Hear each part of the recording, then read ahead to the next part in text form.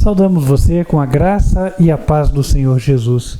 Que Deus abençoe a tua vida e que hoje Ele possa instruir você e fazê-lo estar mais próximo do teu Salvador, porque não há outro meio de chegarmos até o céu, de herdarmos a vida eterna. Jesus certa vez disse: eu sou o caminho, a verdade e a vida, e ninguém vem ao Pai senão por mim. No dia de hoje nós faremos a Santa Ceia. Você que nos assiste virtualmente está convidado a participar em espírito, embora em presença não vai poder. Mas eu creio que a bênção espiritual também pode ser estendida a você se você participar de coração. Convido você a acompanhar o pequeno que haverá da cerimônia. Ele não só é preparatório dos corações, mas também é instrutivo no sentido de te dizer como Deus espera que nós nos preparemos para participar desta cerimônia. E antes disso, nós faremos também algo que o Senhor nos ensinou, que foi o recolhimento dos donativos, que nada mais são do que o nosso testemunho de gratidão por aquilo que o Senhor tem feito nas nossas vidas. Todos nós recebemos bênçãos, não é verdade? Estamos aqui em boas condições e isso é uma razão para nós agradecermos ao Senhor. Vamos abrir as Bíblias no livro de Gênesis, capítulo 14.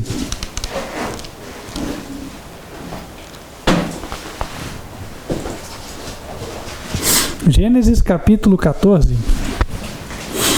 A Bíblia relata uma história na qual o patriarca Abraão, que na época ainda não tinha tido seu nome mudado, portanto não era Abraão, mas era Abrão, e Abrão foi libertar os habitantes de Sodoma que tinham sido feitos cativos pelo rei Quedorlaomer. No versículo 16, a Bíblia fala do retorno vitorioso de Abrão e os seus confederados, e tornou a trazer toda a fazenda, entenda-se, o despojo de guerra, roupas, joias, enfim, o que ele conseguiu recuperar ou mesmo tirar dos inimigos. Só para a gente entender melhor, naquela época não existia banco, nem dinheiro. Então o que as pessoas faziam? Cada um carregava a riqueza consigo mesmo, que achava ser a forma mais segura de garantir o seu patrimônio, né?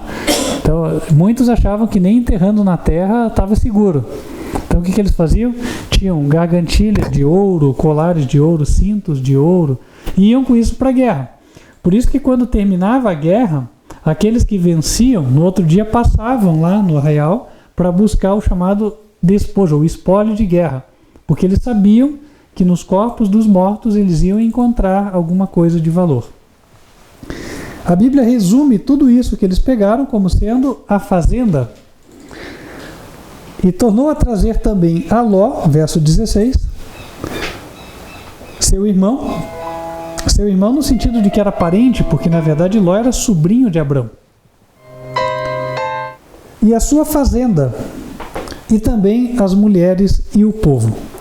E o rei de Sodoma saiu-lhes ao encontro, depois que voltou de ferir a Quedorlaomer e aos reis que estavam com ele, estamos no verso 17, no vale de Savé, que é o vale do rei. Melquisedeque, rei de Salém, trouxe pão e vinho, e ele era sacerdote do Deus Altíssimo, e abençoou-o e disse: bendito seja Abrão do Deus Altíssimo, o possuidor dos céus e da terra, e bendito seja o Deus Altíssimo, que entregou os teus inimigos nas tuas mãos. E deu-lhe o dízimo de tudo. Assim como Abrão, o pai da fé, fez, a Bíblia ensina que todos os filhos da fé também façam. Nós todos temos a fazenda, não fazenda no sentido do que se fala hoje, aquela que tem o curral, enfim, né? Tem a cerca lá de arame, mas cada um tem as suas posses. E na medida daquilo que consegue amealhar, ou seja, que consegue conquistar com o seu trabalho, então tem que agradecer a Deus por causa da sua bênção. Aquele que foi abençoado recebe algo. O salmista diz: Tudo vem das tuas mãos e das tuas mãos tu damos. Aí é que nós, reconhecendo a Deus como sendo o Senhor das nossas vidas e possuidor de tudo, damos a dízima. O dízimo vem de 10, que é a 10ª parte. Então nós damos a 10ª parte da nossa renda para o Senhor. Como é que isso é materializado na terra? Ninguém consegue enviar a moeda ao céu. Por essa razão, Deus instituiu que houvesse uma igreja organizada na terra, a qual cumprisse o propósito da pregação do Evangelho a toda nação, tribo, língua e povo. E é exatamente o que esta igreja, o Ministério Quarto Anjo, Advertência Final, procura fazer. Os recursos são usados para a impressão de material evangelístico e também para o custeio de obreiros, de pessoas dedicadas full time à obra, para que possam efetivar a pregação. A propósito, nós estamos aqui com um exemplar da nossa lição atual da Escola Bíblica. Então esse é só um exemplo, dentre vários outros, do esforço que tem sido feito para que os irmãos e também os interessados tenham acesso à verdade. A propósito, creio eu, na semana que vem estaremos anunciando o site do Apocalipse pronto. Já está pronto, já está publicado, mas nós estamos terminando de redigir uma página ali. Não é um preciosismo, eu acho que para Deus tem que ser feito o melhor. Não dá para entregar pela metade, né? Então, assim como houve um esmero, foi um trabalho de 4 anos para se construir toda uma explicação do Apocalipse de forma ilustrada, versículo por versículo, também agora, na fase final, na hora de explicar detalhes sobre o projeto, como a pessoa pode aproveitar melhor aquele conteúdo, nós também não queremos falhar. Então, peço orações por esse projeto, que já está basicamente finalizado, e pelos demais que o Senhor colocou esta igreja para cumprir. Nós estamos em plena construção da igreja sede do ministério, com capacidade para 100 pessoas, mais as salas anexas das crianças e estrutura para transmissão de vídeo.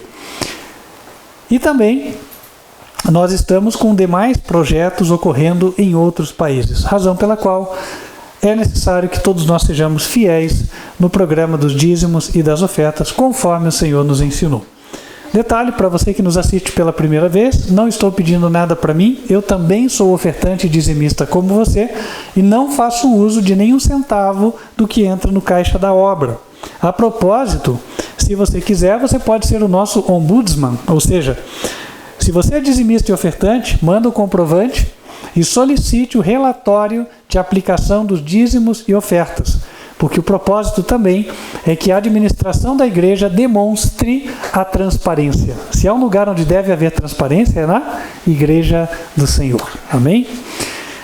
Posto isso, irmãos, vamos nos colocar em pé, nós estaremos louvando ao Senhor, e na medida que estivermos louvando, aqueles que se prepararam poderão fazer a sua devolução.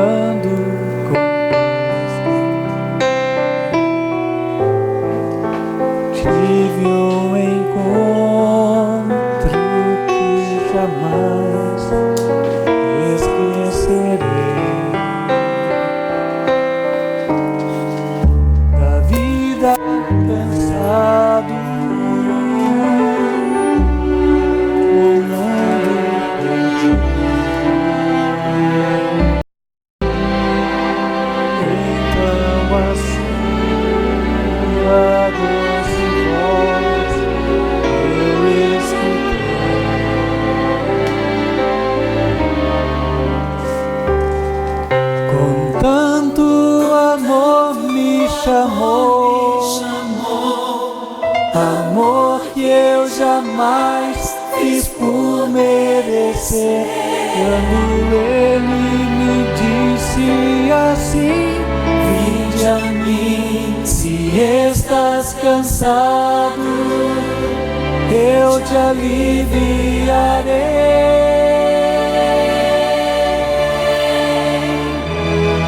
Com tanto amor me atraiu, com tanto amor que eu não resisti, chorando minha vida a Ele entreguei. Meu melhor momento foi quando o encontrei. Meu melhor momento.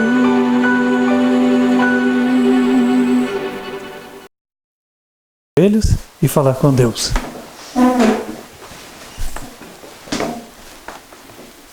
Santo e bom Deus, que nos altos céus habitas, queremos te agradecer pelo dia, agradecer porque o Senhor tem permitido que prosperemos de alguma forma, a ponto de podermos apresentar o tributo de gratidão, que são os dízimos e ofertas na salva do Senhor. Abençoe cada dizimista, cada ofertante, esteja com cada pessoa que está assistindo agora, Senhor, e cujo coração está voltado para a Tua obra. Que o Senhor possa abençoar a cada um, segundo entendes ser o melhor. Que todos tenham o suficiente e para que ninguém haja falta. Pedimos a Deus que nos acompanhe nesta cerimônia e que tenhamos, Senhor, a visita e a gloriosa presença do Teu Filho amado, o Senhor Jesus Cristo, entre nós. Amém. E que possa, Senhor, Ele inspirar a mim, que sou hoje o mensageiro, para que as palavras sejam aquelas provenientes do Teu trono e possam abençoar e edificar o Teu povo aqui na terra. Pedimos, Senhor, estas bênçãos em nome de Cristo Jesus. Amém. Amém.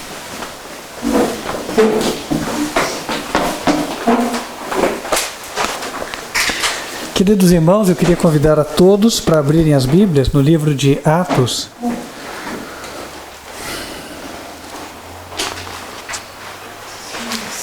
Atos capítulo 1.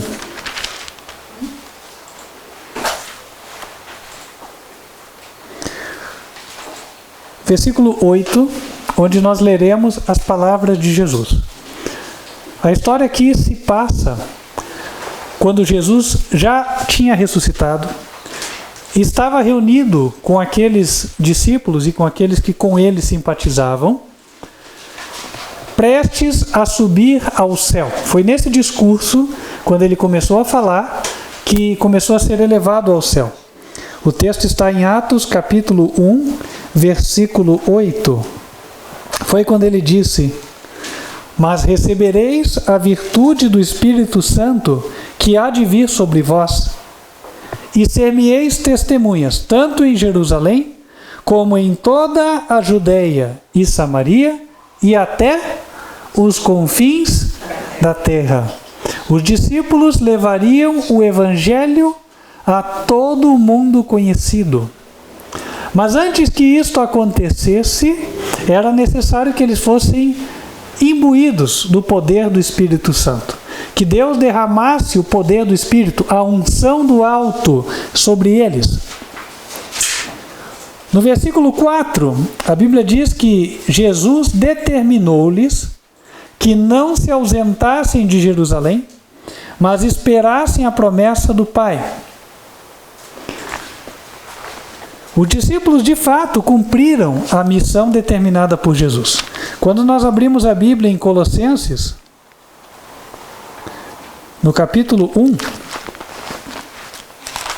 o apóstolo Paulo testifica de que toda criatura debaixo do céu já tinha ouvido o Evangelho. Isso nós estamos falando de cerca de 30 anos após a ascensão de Jesus, é pouco tempo. Colossenses 1, versículo 23.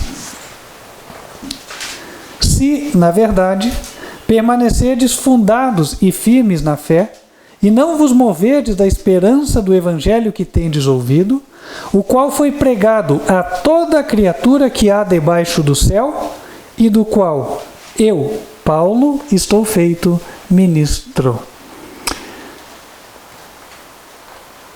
Por meio daquele conjunto de pessoas que não era muito grande. A Bíblia relata, eram em torno de 500 pessoas que estavam ali assistindo a Jesus quando ele foi elevado aos céus. E depois permaneceram no cenáculo de Jerusalém cerca de 120 pessoas. E por meio destas poucas pessoas, Deus levou o Evangelho a todo o mundo. Agora, hoje, compete a nós lembrarmos o seguinte: antes disso acontecer, precisou haver um preparo espiritual. E esse preparo espiritual envolveu duas coisas. Uma nós já comentamos, a recepção do Espírito Santo de Deus. Sem o poder de Deus, o homem não é capaz de fazer nada. O homem não consegue levar a mensagem a ponto de convencer outros.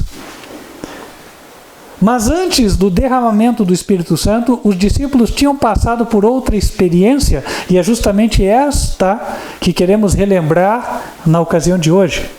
Ela encontra-se no Evangelho de João, capítulo 13.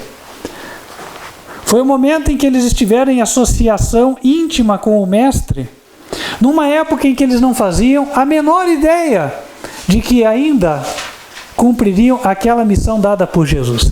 Lembrem-se vocês que antes de Jesus ir para a cruz, os discípulos tinham a esperança de se assentarem no trono com ele, não era verdade? Então, a esperança dos discípulos não era pregar o Evangelho. Ninguém pensava nisso. Eles estavam esperando a hora em que um seria o ministro, o outro seria governador. Quem seria o mais alto no reino do Mestre? Então, antes de Jesus dizer a eles, olha, vocês vão pregar para o mundo inteiro, Jesus teve que prepará-los. E foi justamente nesta ocasião onde o traidor foi expurgado. Deus, por meio do seu Filho, estava levando os seguidores de Jesus a aprenderem a lição da humildade. Geralmente esta lição não é bem recebida pelo coração humano, porque o coração humano almeja a grandeza, não é verdade? Almeja a honra, a posição, o status, e era tudo o que os discípulos buscavam. E Jesus olhou e entendeu o que estava nos seus corações e buscou uma maneira de mudar a corrente de pensamentos dos seus discípulos. Por esta razão, entendeu Jesus que não seria suficiente um sermão. O melhor sermão é o exemplo. E foi o que ele fez aquele dia. Em João capítulo 13, versículo número 1, a Bíblia diz que logo antes da festa da Páscoa, sabendo Jesus que já era chegada a sua hora de passar deste mundo para o Pai, como havia amado os seus que estavam no mundo, amou-os até ao fim. E acabada a ceia, tendo já o diabo posto no coração de Judas Iscariotes, filho de Simão, que o traísse, sabendo Jesus que o Pai tinha depositado nas suas mãos todas as coisas, e que havia saído de Deus, e que ia para Deus, levantou-se da ceia, tirou as vestes e, tomando uma toalha, cingiu-se. Tem muita gente que tem o sonho de ter uma empresa. É empregado, queria ser empresário. E muitas vezes isso advém da vontade de mandar. Porque eu quero falar e as pessoas vão me obedecer. E eu não vou precisar mais obedecer. Né? E nós começamos a perceber que não é assim que o Senhor planejou para nós. Na verdade, quem quiser ser o maior, seja aquele que sirva. E aí nós temos uma lição. E os discípulos precisavam aprender esta lição aqui. Jesus tinha plena consciência de que se havia um dono das coisas, este era ele. Por direito, por herança. Afinal de contas, ele era o Filho de Deus. O herdeiro do universo era ele. Mesmo sabendo disso e sabendo que era justo que os discípulos prestassem toda espécie de serviço para ele, assim como os anjos fazem no céu, Jesus tomou a dianteira, apanhou aquele pano que estava ali, ou aquela toalha, Sendo que todos sabiam por que aquela toalha estava ali. Era costume da época que se oferecesse como cortesia para os visitantes a lavagem dos pés. Muitos usavam, pelo que entendemos, sandálias. E como caminhavam em caminhos não asfaltados, as estradas eram como de chão, realmente juntava muito pó nos pés. Portanto, era muito bem-vinda a lavagem dos pés. Mas isso normalmente era feito por um criado, um servo, um escravo. E os discípulos, cada um pensando em ser o governador, o ministro, estavam muito longe de considerar a possibilidade de um servir o outro. Jesus, vendo que faltava aqui um dia para ele ser crucificado. Olha que situação. Que situação. A igreja, todo o futuro da semente do evangelho que ele lançou, a esperança daquele futuro estava depositada naqueles 11 homens, porque um já tinha posto no seu coração para trair a Jesus. E ainda assim, os homens com o pensamento completamente contrário àquele do evangelho. Por outro lado, irmãos, nós vemos aqui a maravilha do poder de Deus. Como em tão pouco tempo ele pode transformar tão rapidamente o coração do ser humano. Porque para Deus nada é impossível. Graças a Deus por isso, não? Porque se alguém estiver vindo aqui achando que era incapaz, indigno, sem condições de agradar a Deus, Deus hoje dá evidências de que Ele pode operar o milagre instantaneamente. Jesus, verso 4, levantou-se da ceia. João 13, verso 4. Levantou-se da ceia, tirou as vestes e, tomando uma toalha, cingiu-se. Depois, pôs água numa bacia, começou a lavar os pés aos discípulos e a enxugá-los com a toalha com que estava cingido. Detalhe importante aqui. Não se pode conceber Jesus com pressa. Alguém já imaginou Jesus com pressa?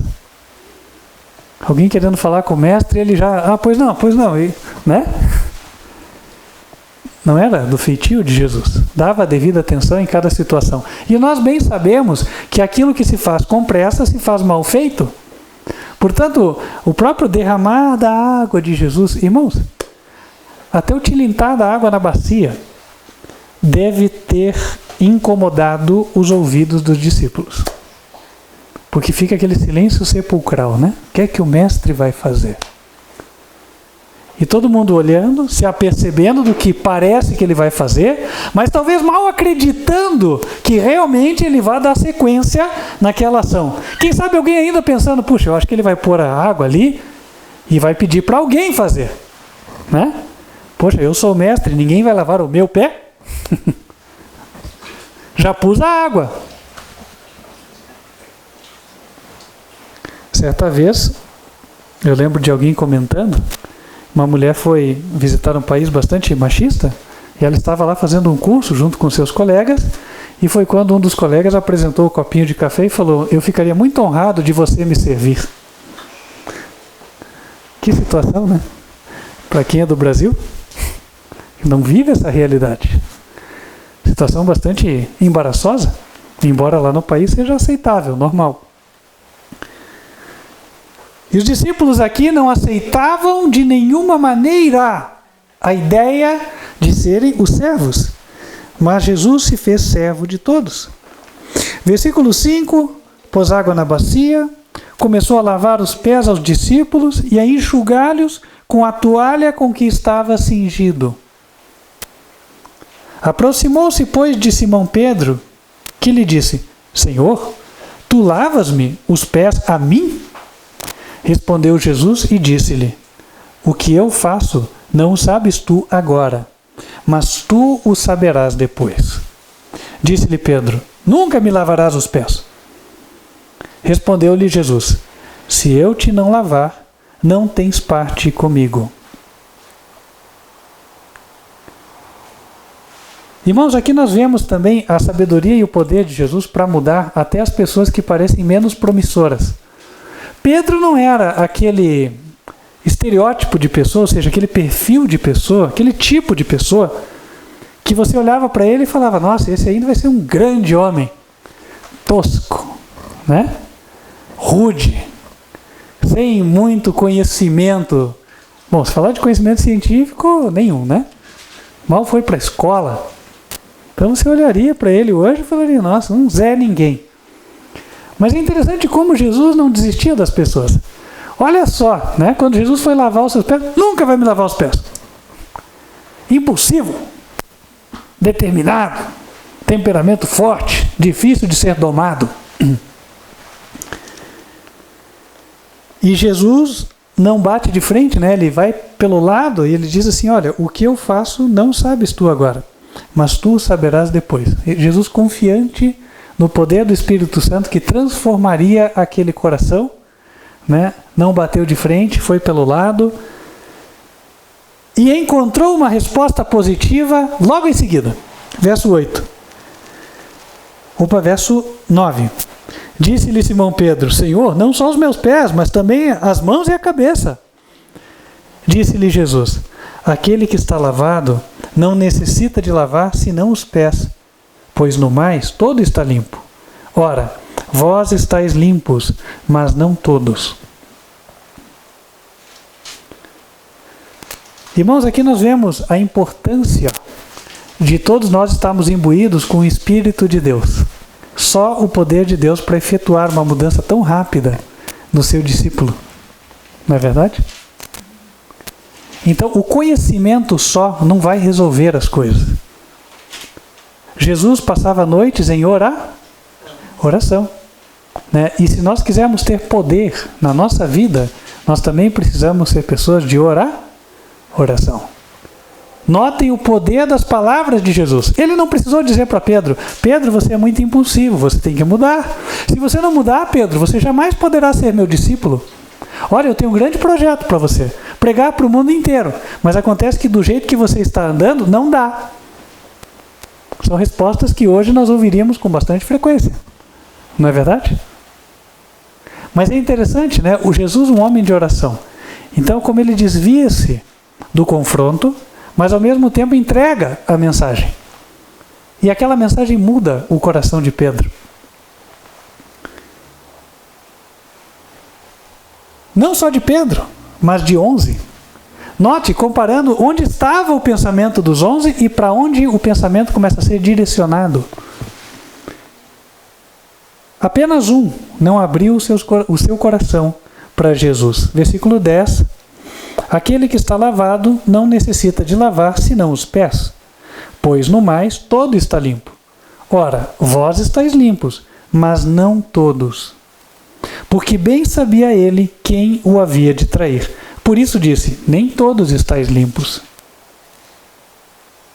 Depois que lhes lavou os pés e tomou as suas vestes, e se assentou outra vez à mesa, disse-lhes, entendeis o que vos tenho feito?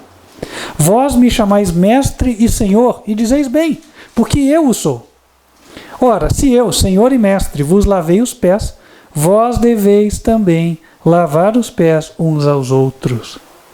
Porque eu vos dei o exemplo, para que, como eu fiz, façais vós também.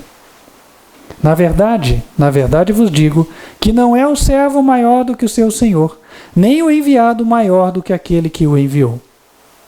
Se sabeis essas coisas, bem-aventurados sois, se as fizerdes.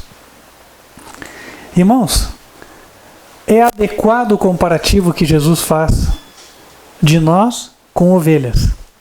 As ovelhas são pastoreadas, são guiadas para que sejam conduzidas mansamente até as águas tranquilas.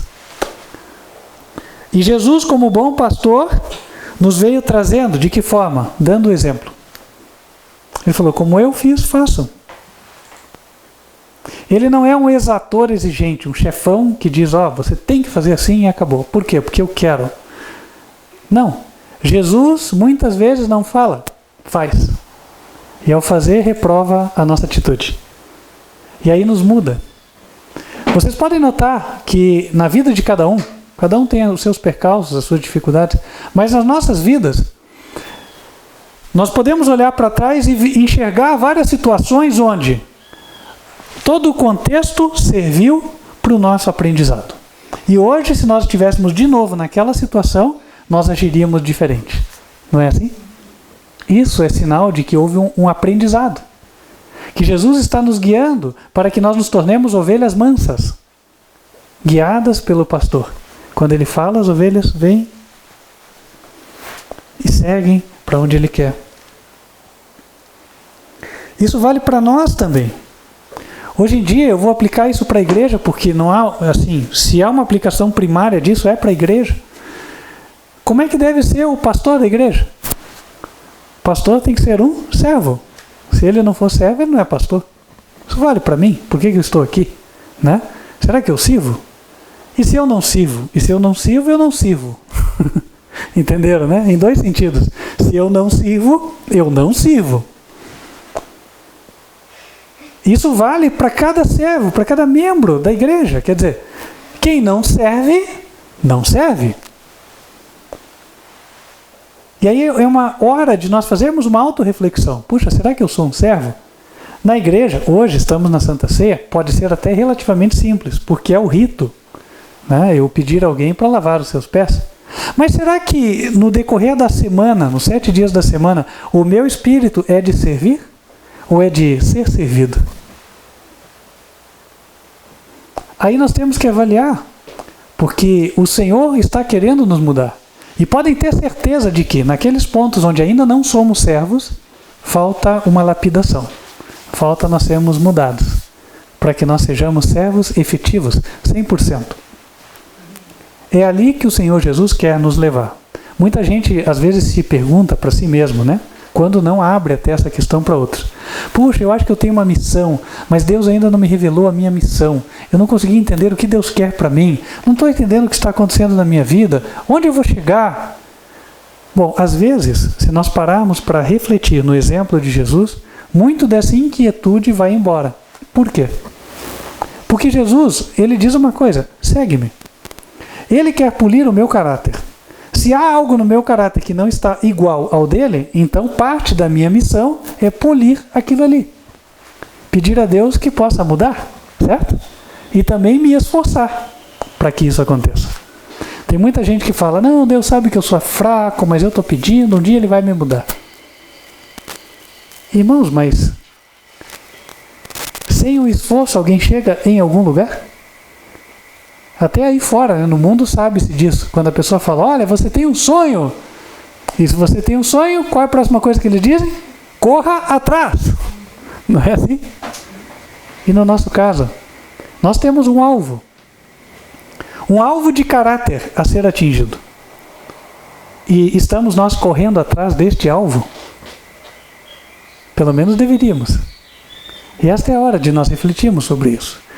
Nas ocasiões de Santa Ceia, o Senhor Jesus passeia pela congregação, procurando abrir os nossos olhos e a nossa mente para os pontos onde nós ainda não estamos conformes, onde nós ainda temos falhado, para que Ele possa curar, porque o Senhor Jesus não fere se não for para isso. E depois disso nos conceder uma bênção para sairmos vitoriosos sobre as nossas falhas. Nós vamos agora ter a oportunidade de participar da cerimônia do lava-pés. Assim como Jesus lavou os pés dos discípulos, nós também seguiremos o exemplo e lavaremos os pés uns dos outros. Nesse contexto, cabem 2 esclarecimentos, 2 conselhos. O primeiro é, quem pode participar da cerimônia? Muitos se perguntam, será que eu posso? Será que eu estou em condições? A Bíblia diz em 1 Coríntios, capítulo 11, no versículo 28, examine-se, pois, o homem a si mesmo, e assim coma deste pão e beba deste cálice. Por quê? O que come e bebe indignamente, come e bebe para sua própria condenação, não discernindo o corpo do Senhor. Por causa disso, há entre vós muitos fracos e doentes e muitos que dormem. Tem muita doença associada à desobediência. Agora, ok, quando é que eu sei que eu estou indigno, que eu não estou em condições? Ao que Paulo se referia quando ele falava isso? A resposta está no próprio contexto e não há necessidade de especulação. No capítulo 11, versículo 18, Paulo reprovou alguns naquela época, dizendo o seguinte: porque antes de tudo, ouço que, quando vos ajuntais na igreja, há entre vós dissensões, e em parte o creio. O que tinha dentro da igreja? Dissensões. E o que são dissensões? Aquelas diferenças, né? Aqueles probleminhas de um com o outro, né? Um está chateado com o outro, um está emburrado com o outro e tal. Mas olha só que interessante, irmãos, para nós não entendermos errado. Ele não diz assim: vocês têm dissensões com os outros lá fora, então estão indignos. Não é o que ele diz. Vocês têm dissensões com os familiares, então estão indignos. Não é o que ele diz. Ele diz: há dissensões entre vós quando vos ajuntais na igreja. Então o que desqualifica uma pessoa para participar? Ora, quando ela está em dissensão com seus irmãos de fé. Entende? Agora, se você não está em dissensão com os teus irmãos de fé, participe com o coração aberto, porque você será bem recebido pelo Senhor. Amém? Outro detalhe está em 1 Timóteo, convido os irmãos para abrirem, capítulo 5.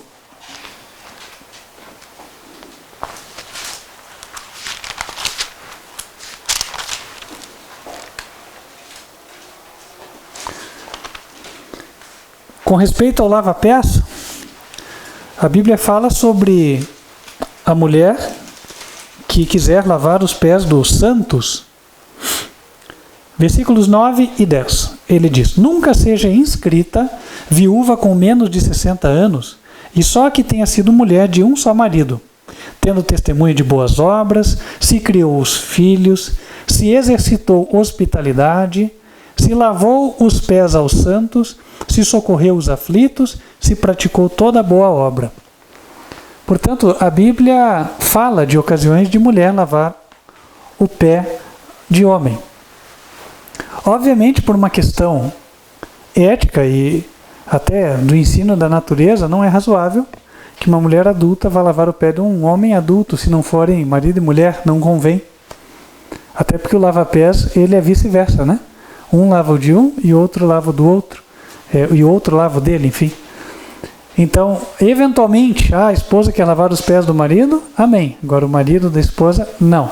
No mais, que as mulheres lavem os pés das mulheres e os homens lavem os pés dos homens. Com respeito à idade para participar-se da cerimônia, a Bíblia coloca que era o ensino, e Jesus inclusive o cumpriu, de que a criança fosse participar das cerimônias quando ela já tivesse 12 anos. Lucas 2, versos 41 e 42. Ora, todos os anos iam seus pais a Jerusalém à festa da Páscoa e, tendo ele já 12 anos, subiram a Jerusalém segundo o costume do dia da festa. Então, as crianças com menos de 12 anos devem assistir aos pais e esperar. No momento certo, vão participar. Amém? Porque Deus sabe o momento em que eles terão melhor consciência daquilo que estarão fazendo. E Deus quer que nós os sirvamos não só com o coração voluntário, mas com pleno entendimento. Quer dizer, eu tenho que compreender claramente aquilo que eu estou fazendo. Né? Irmãos, sendo assim, nós vamos agora partir para o lava-pés. Você pode orar a Deus para que Deus te impressione a pessoa com a qual você deve participar. Se eventualmente, eu aqui desconheço que alguém tenha alguma dissensão com outra aqui na igreja, graças a Deus, né? Mas se eventualmente alguém tiver qualquer coisa e quiser resolver com o seu irmão aqui da igreja, amém, esta é uma ocasião apropriada para que haja conversa, haja o pedido de perdão, haja também a concessão do perdão. E possamos nós então participar e para em seguida virmos e participarmos do pão e do suco com alegria de espírito. Amém? Então vamos estar aqui louvando. Enquanto isso, os irmãos poderão fazer O lava-pés. Recomendo que as mulheres, que são o maior número, né, vão primeiro. Já temos ali. Ok, amém. Então você que está no vídeo vai aguardar um pouco enquanto nós vamos participar da cerimônia e em seguida estaremos retornando aqui para darmos sequência à cerimônia.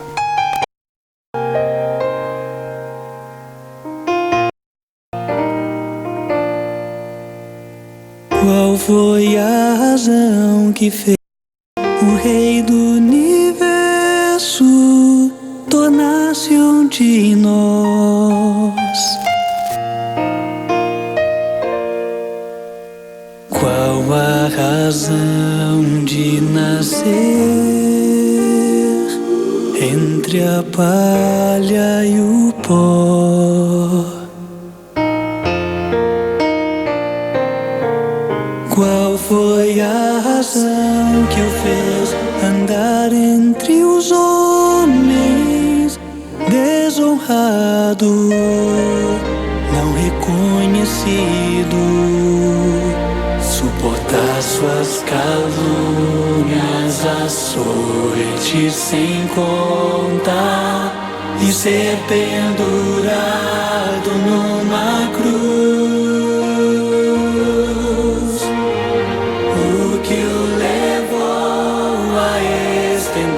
Suas mãos para receber os pregos que eram meus.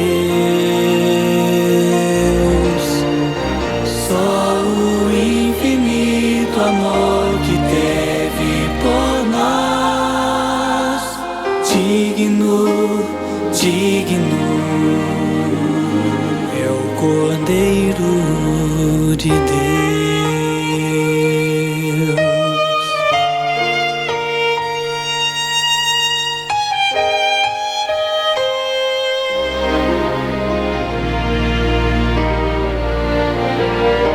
E o que levou Jesus a ter aceitado o peso da culpa de nossos erros?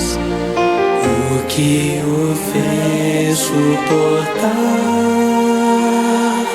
ser afastado de Deus pelo pecado?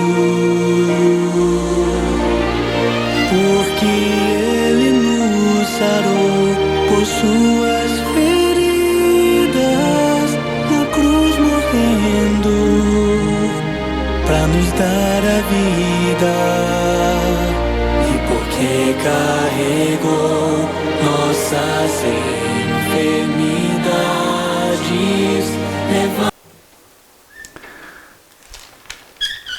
E creio que é bastante adequada essa questão para o que vai acontecer agora. Em 1 Reis, capítulo 8, a Bíblia fala sobre a dedicação do templo de Salomão. Eu vou dar aqui algumas medidas do templo, estas estão todas relatadas na Bíblia. Eu não vou aqui explicar todas as medidas, se vocês quiserem vocês podem ler. Está nos primeiros capítulos de Reis, notadamente capítulo 6. Mas, segundo o que nós lemos ali, para que nós tenhamos uma ideia, a altura do templo dava 120 côvados. 120 côvados é próximo de 60 metros de altura. 60 metros é um prédio de 20 andares.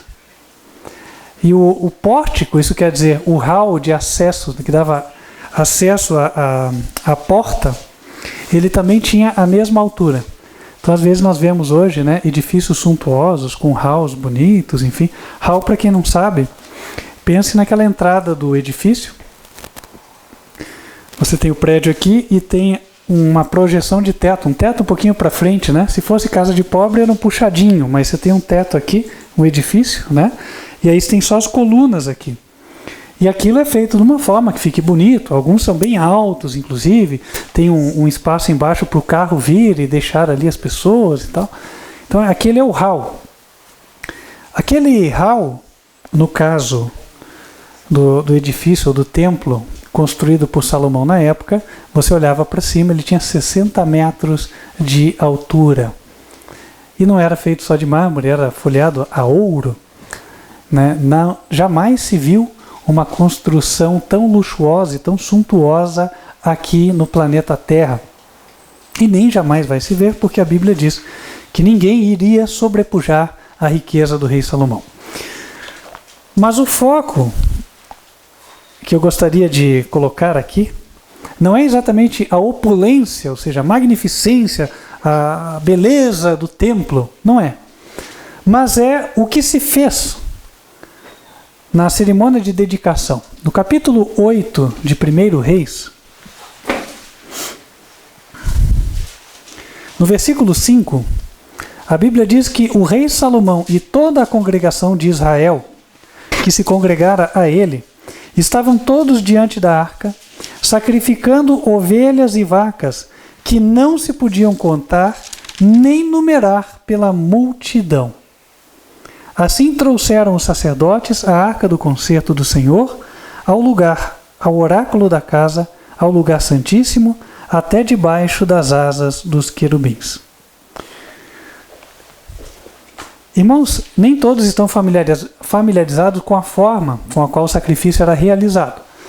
Né? Hoje em dia, quando você vê alguém matando um animal para uso de carne, fazer uso da sua carne, a forma não é exatamente a mesma que se utilizava nessa época aqui. Ensinou-se aos israelitas a fazer a degola. Então a degola é você cortar uma artéria jugular aqui, para que, se possível fora, todo o sangue da vítima vazasse. Agora, quando você fala, por exemplo, né, um boi, então imagine a quantidade de sangue. Agora multiplique isso de forma que nós consigamos reproduzir na nossa mente o relato bíblico. A multidão de animais era tanta, de ovelhas e vacas, que não se podia contar. Flávio Joséfo, falando na história, ele comenta dos talheres, enfim, aquilo que se usava para os sacrifícios ali pelos sacerdotes. Eles somavam cerca de 20 para cada sacerdote e eram 1000 sacerdotes. Então pense em 20.000, né, talheres ou utensílios para se poder fazer. E em alguns determinados utensílios tinham 40.000 unidades. Então a gente não consegue conceber o que era isso. Para vocês terem uma ideia de como tudo era grande ali, existiam salas anexas no templo. Essas salas, nós fizemos a conta, elas tinham a soma de 3 andares, 30 metros de altura. Então 10 metros de altura por andar. Então você entrava na sala, olhava, todo o teto folheado a ouro. E as salas anexas eram de ambos os lados do templo. Agora você imagine quando foram dedicar, então, essa quantidade de animais.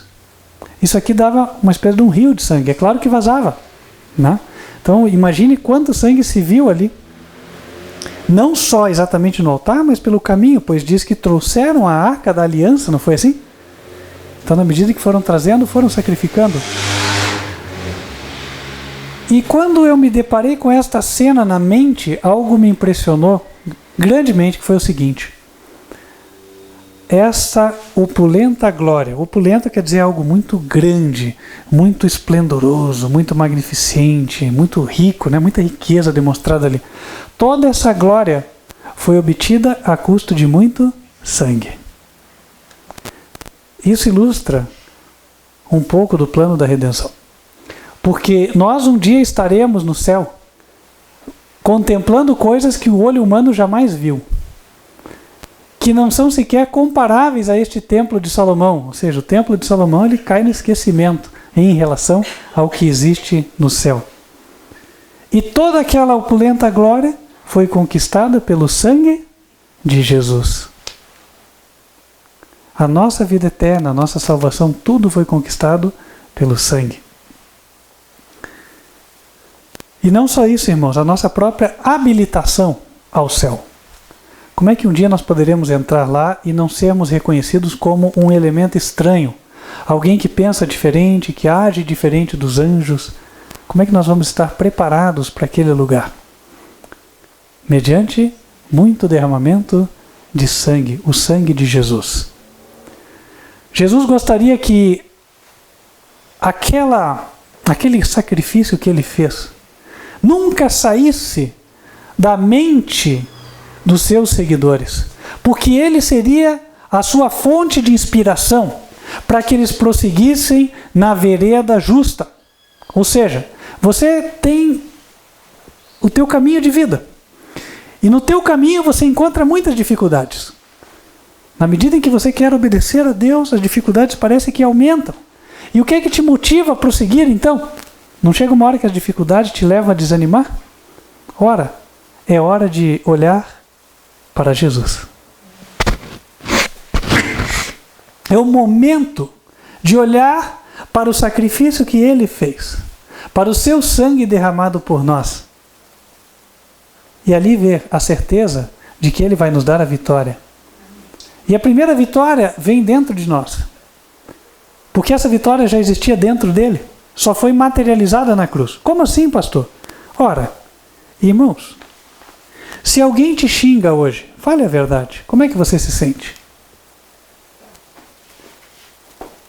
A Bíblia diz que Jesus desprezou a afronta. Se alguém te bate, o que é que você faz? E a Bíblia diz que ele, como ovelha muda diante dos seus tosqueadores, não abriu a sua boca. Ou seja, isso, cada vez que ele foi sofrendo afrontas, foi ficando manifesto para o mundo e para nós o que havia dentro daquele coração. Pureza. Não é verdade? Um coração que não se irritava por nada. E é exatamente aí que Ele quer nos levar. Quando eu olho isso, eu falo, Senhor, eu preciso de um milagre, né? Só a graça do Senhor Jesus para operar nas nossas vidas. Mas a cruz é uma prova de que isto é possível. Ele vai fazer. Pelas nossas forças isso não seria possível, mas com Ele nada é impossível. O sangue deve lavar os nossos corações. O exemplo dele, a sua carne sendo dilacerada pelos pregos, pelos açoites, deve ser o exemplo que nos inspira a sofrer o que for necessário para honrarmos aquele que nos criou e aquele que nos redimiu. Se a força falta, olhe para a cruz. Olhe para Jesus. Se o desânimo vem, olhe para a cruz, olhe para Jesus. Se a tua cruz parece pesada, olhe para o exemplo dele que a carregou até desmaiar. E você terá motivos para prosseguir avante. A vitória é prometida a todo aquele que perseverar e mantiver os olhos fixos nele. Em Hebreus capítulo 12, a Bíblia nos aponta, sem sombra de dúvidas, o segredo da vitória. Versículo 2. Olhando para Jesus, autor e consumador da fé. É isso que devemos fazer. Olhar para Jesus. Ele é o autor, Ele é o que cria fé em nós. Não importa se nós não sabemos como Ele faz. Não é necessário saber como a planta cresce. Basta saber que se eu jogar o grão de milho na terra adubada, jogar água ali, um dia eu vou ter uma espiga. Não é assim? É a mesma coisa. Se eu semear a palavra, a Bíblia, no meu coração, se eu ler, se eu orar e buscar a Deus, Ele vai fazer um milagre na minha vida. Eu posso não entender o como, posso nunca chegar a entender isso, mas eu vou colher os frutos, e é o que interessa.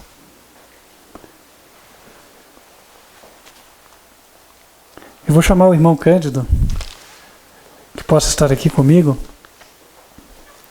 Nós temos todos buscado servir ao Senhor, e nesta ocasião, em que nós teremos a oportunidade de participar dos símbolos do corpo e do sangue de Jesus, é uma ocasião na qual também se faz necessário servir ao povo, razão pela qual o irmão Cândido também está aqui, assim como eu estou servindo a palavra, porque no reino de Deus todos servem.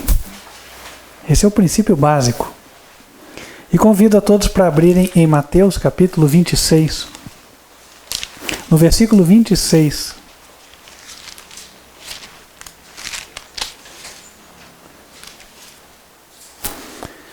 Enquanto comiam, Jesus tomou o pão e, abençoando-o, o partiu e o deu aos discípulos e disse: tomai, comei, isto é o meu corpo.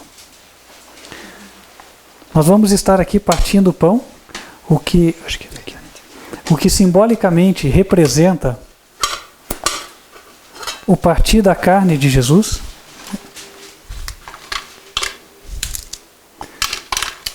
E é naquilo que devemos também colocar os nossos pensamentos quando estivermos participando nessa cerimônia. Todos serão servidos e aguardarão até que se faça a oração aqui pelo irmão Cândido e em seguida todos participaremos juntos.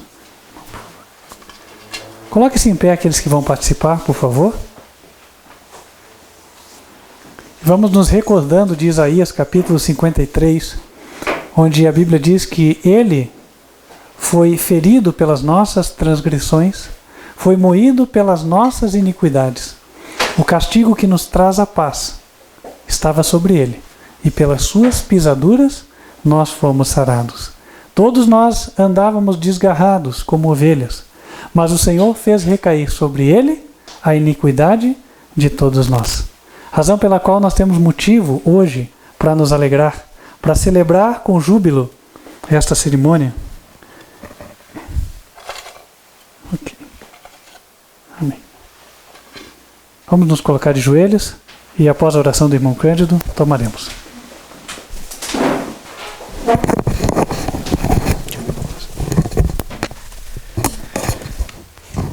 Senhor nosso, Senhor eterno, nosso Pai amado, obrigado, Senhor, por essa oportunidade, Senhor, de estar celebrando, Senhor, esse momento a qual remete a todo o amor que o Senhor Jesus Cristo demonstrou por todos nós, Senhor, vindo aqui nesse mundo, Senhor, para nos salvar, Senhor. E nesse momento, Senhor, tomamos o seu corpo em símbolo, Senhor, do sacrifício, Senhor, e pelo todo o amor que demonstrou por todos nós, Senhor. Que possamos nesse momento e daqui em diante, Senhor, estarmos entre irmãos, Senhor, estarmos unidos, Senhor, em harmonia também, Senhor, e levar, Senhor, esse amor a todo o mundo, Senhor. Amém. Pedimos também força, Senhor, e o querer efetuar, Senhor. Dá-nos, Senhor, agora a tua bênção, Senhor, em nome de Jesus. Amém, Senhor. Amém.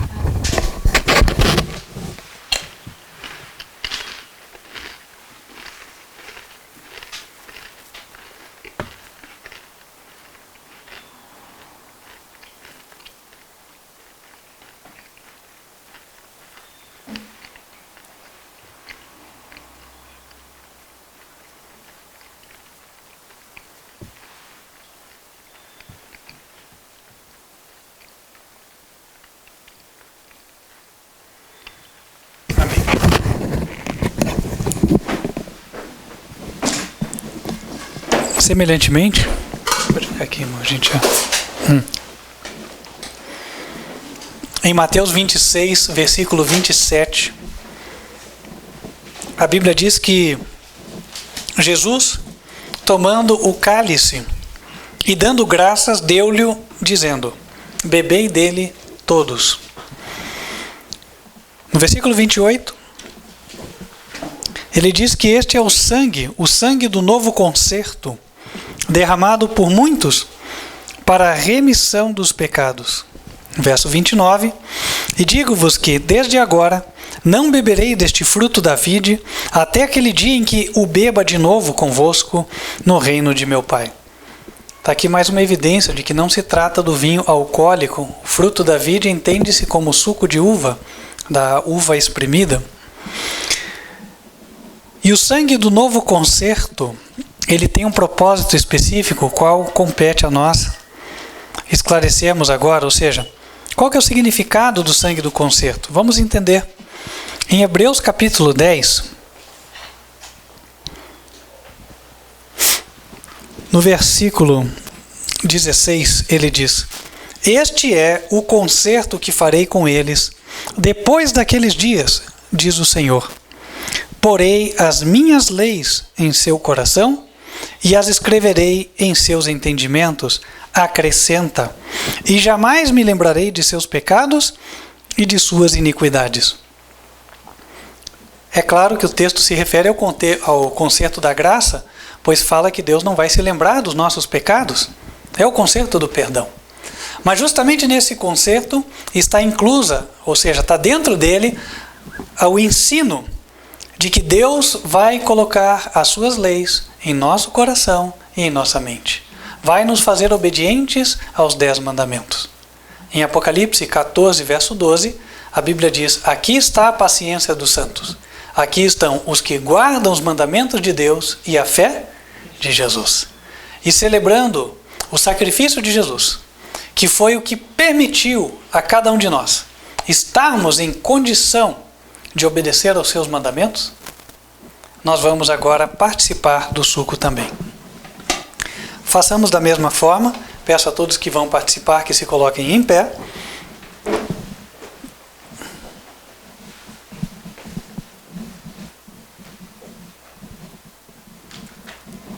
E após todos terem sido servidos, teremos uma nova oração e então participaremos juntos do suco.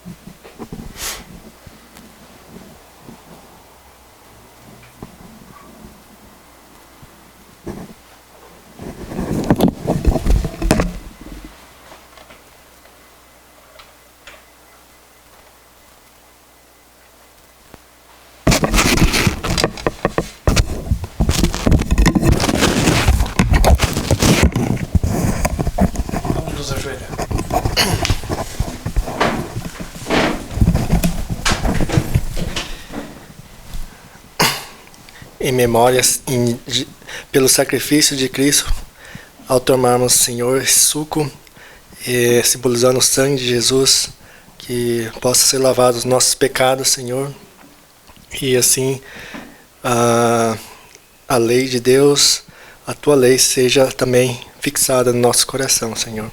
Amém. Abençoe a todos aqui, Senhor, e possa que todos nós possamos andar em unânime, Senhor, em um só Espírito, Senhor, para levar a verdade, Senhor. Amém. Em nome de Jesus, oramos. Amém. Amém.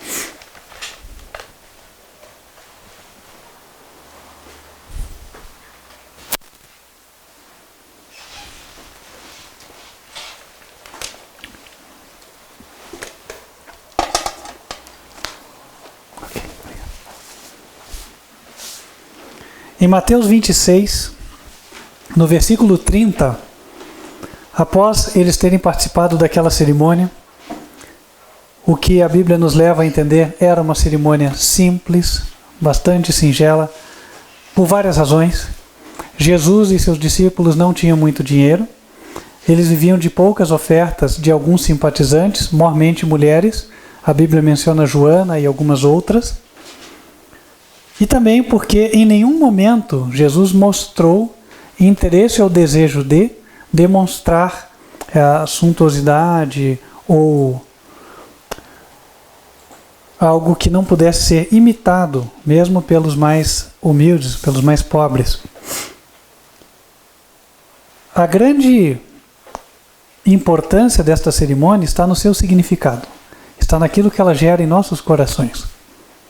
E se nós participamos dela com o verdadeiro espírito, sairemos abençoados. O que podemos esperar levar para casa? O Senhor Jesus disse: deixo-vos a minha paz vos dou. Não vou-la dou como a dá o mundo. A paz do Senhor é aquela que enche os nossos corações, independente do furacão que esteja ao redor da nossa vida. E essa faz com que nós sejamos a luz do mundo. Nós reajamos de forma diferente dos demais. Sejamos diferentes. Em Mateus 26, no versículo 30, ao final da cerimônia, diz a Bíblia que, tendo cantado um hino, saíram para o Monte das Oliveiras. E é o que nós faremos agora também. Vamos louvar ao Senhor. Convido a todos para se colocarem em pé.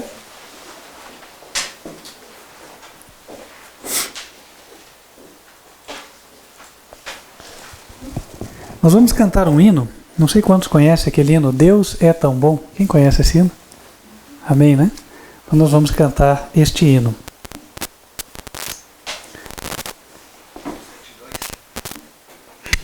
Tem aí?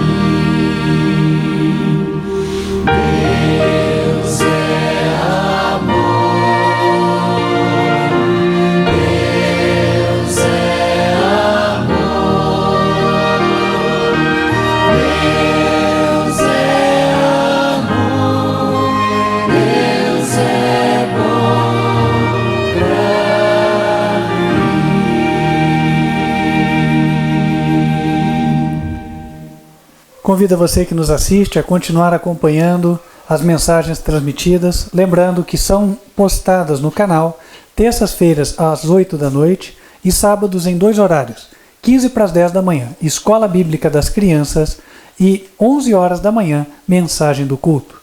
Você nos assiste pelo canal youtube.com/TV Advertência Final. E se é o teu desejo se unir a este povo do Ministério Quarto Anjo Advertência Final, preparando-se para dar o passo do batismo, entre em contato conosco. Tome nota do nosso WhatsApp, 41 99509 8425. Fecha os teus olhos.